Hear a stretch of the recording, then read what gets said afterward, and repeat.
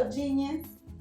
Debt can be a crippling part of being an adult, but it's a necessary evil to make it in this modern world.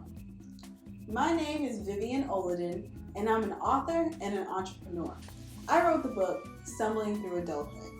And I have all of the debt that goes with being an entrepreneur and an author, but one debt that I don't have is auto loans. I've had 4 cars. 3 of them are pre-owned, 1 of them was brand new.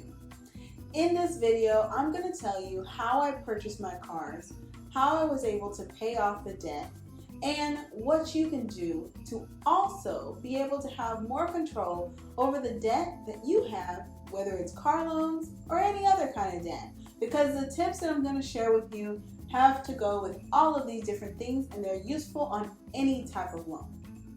If that sounds interesting to you, subscribe.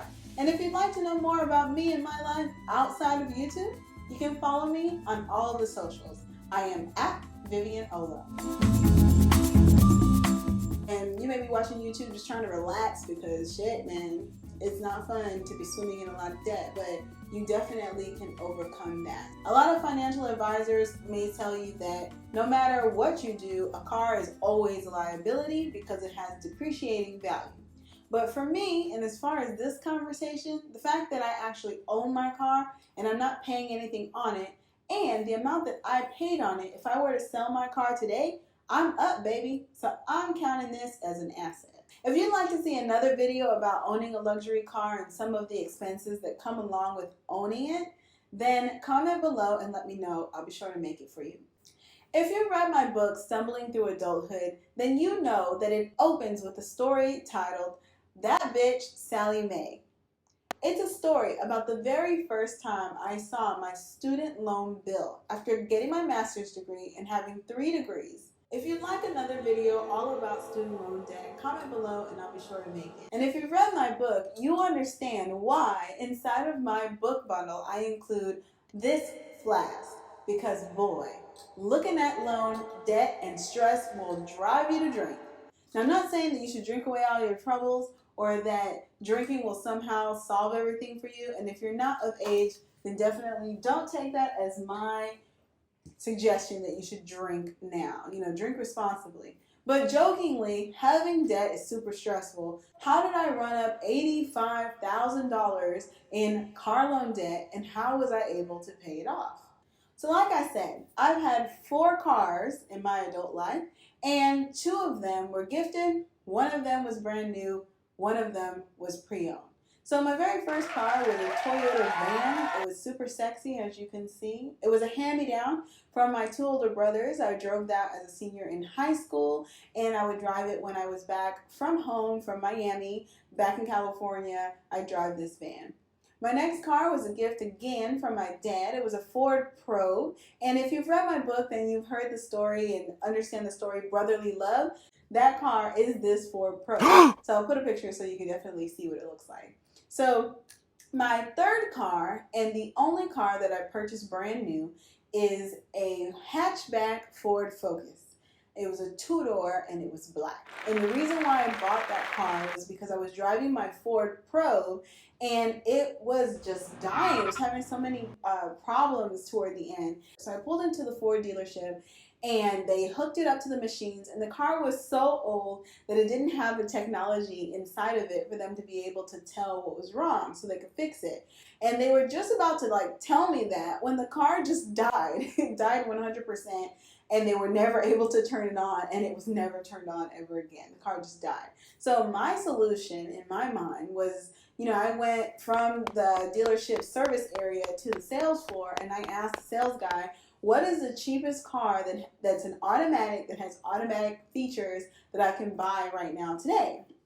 I wouldn't suggest that you do that, but that's what I did. And I bought the car brand new, 18 years old, from Ford. And that's how I ended up with Betty Trois. Because I didn't plan to buy the car, I put down $1,000, between $1,000 and $1,200 for the car. I financed all of the rest of it, and even though I was 18, and even the guy who sold me the car, my salesperson, he was really shocked by my credit score, because I remember him saying that my credit score was better than his the guy who was like selling me the car. So I was able to finance the car. The car cost me $18,000 plus the money that I put down. And also because I was 18 and I was living away from my family, every single offer that the dealership gave me, I took it. So if they had a feature that let me be able to get free oil changes, I took it. If there was a feature that if I got in a car accident that the dealership would offer me a loaner, I took it. Not understanding that I was paying for each one of those things monthly for my, for my monthly bill for the car. In my mind, it was like free, which is not true. I was paying for it. But anyway, that's how I got that car. Now, very different from when I purchased my Jaguar is that I had already paid off my Ford Focus Betty Trois, and I was looking for a newer car. And the reason why I was looking for a newer car was, I drove Betty around a lot, and I had really high mileage. I was having issues with the air conditioning, which is a big deal because I live in Miami, Florida. It's very, very hot. There's a reason why our basketball team is called the Heat. So when I started looking for a new car, I really actually wanted a Land Rover. And I was looking at this Land Rover. I forgot the name of it, but I'll show you a picture of it on screen. And I was really obsessed with like having this Land Rover. And the reason why was because, I had 3 degrees. I was working all these jobs, working all the time, and I really felt like I didn't have anything to show for it. So I wanted a luxury car. I felt like that was something that would make me feel like I'd accomplished something in my life. And I was able to get the Jaguar XF. So the way that I got that car, way that I purchased it, I did finance that car as well, but I traded in my Ford Focus Betty Trois for Betty White because my car it's a cream white color. So I call my cars Betty. This Jaguar, I call her Betty White. I just used the value of my Ford Focus to purchase my Jaguar. I financed through PNC Bank, and I paid on it. So now you know how I got my car, but the exciting thing is how was I able to pay it off? So I used the same exact technique with both of those cars. The first things first, and my very first tip for you is to pay on time. You definitely want to pay on time. Be committed to having this item, having this, whether it's your car or your education or whatever it is the house, the mortgage that we're talking about for you, whatever the debt is, give that thing some weight, appreciate what it is and commit to paying regularly on it. When I decided to buy the Jaguar, it's a big jump to go from a Ford Focus to a Jaguar. And my father told me, Vivian, you can have anything you want as long as you're willing to pay for it. And I committed to paying every month. And very often what I would do is not only would I pay on time, but the second tip for you is that if I had any extra money, I would pay on my car. I did that for my Ford Focus and I did it for my Jaguar. And so when it came to being able to pay off this particular loan, I had to look at, how much money was I making?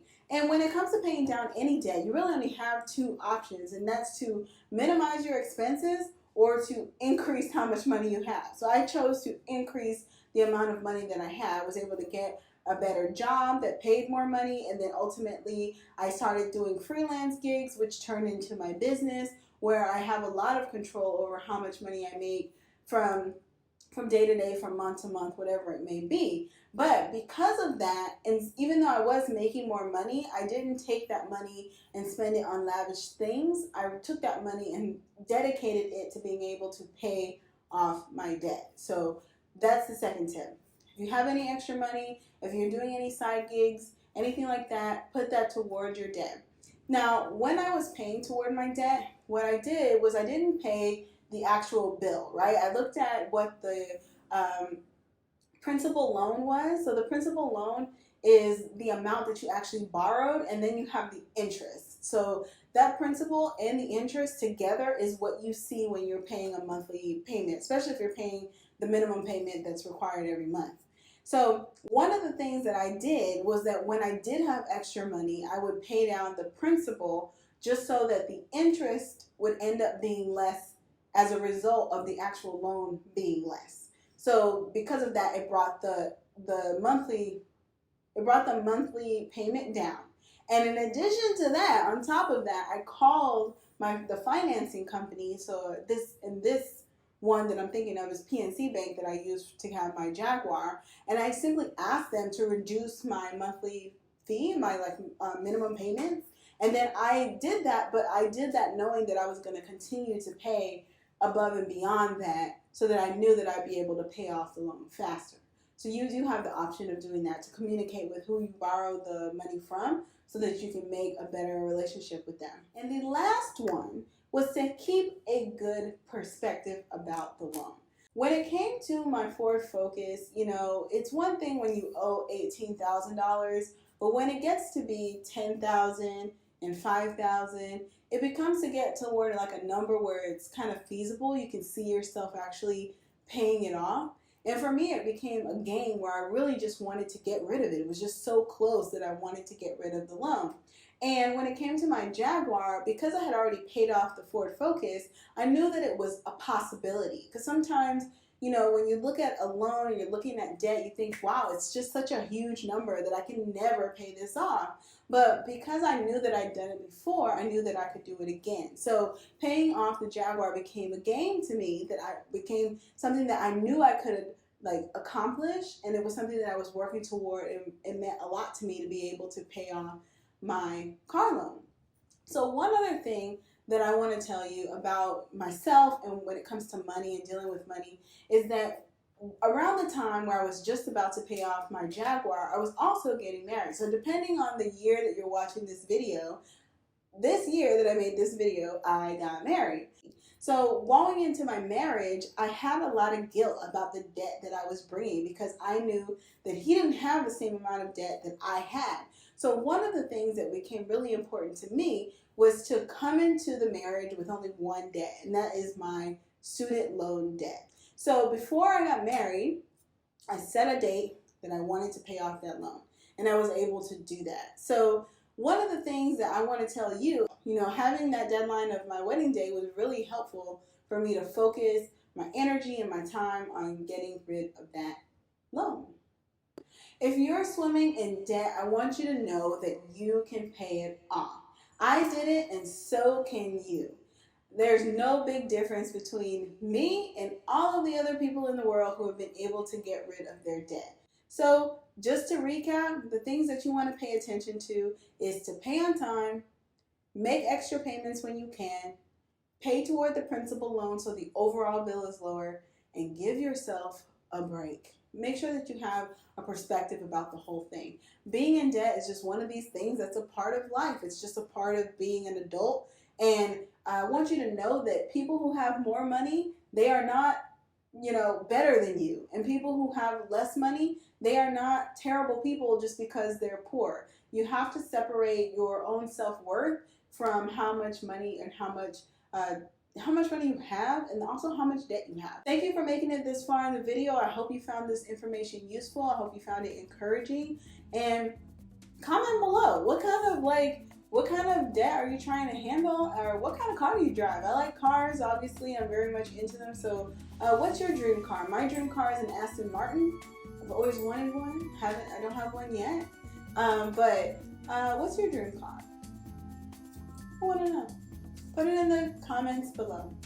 And inside the description box, I went ahead and included my social media guide. I mentioned that I started freelancing and then ultimately opened my own business, and I am an author as well. So, you know, you got to be able to drum up that extra funds from all around. So I want to give you the free social media guide that I publish and update every year.